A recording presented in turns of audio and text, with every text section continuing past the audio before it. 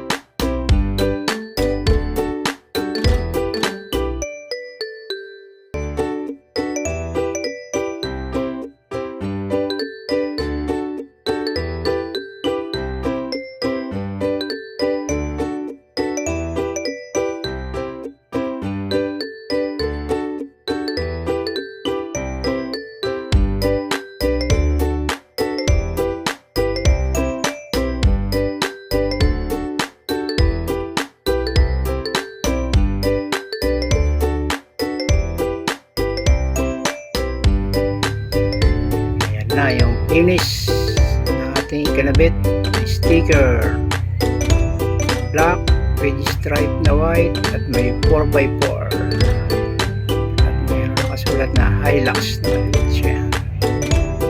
At ito namang isa ay Toyota at Hilux sticker. Yan, naman nangyari na isa. At itong isa ay ganun din parehas. Ayan. Thank you for watching. Salamat.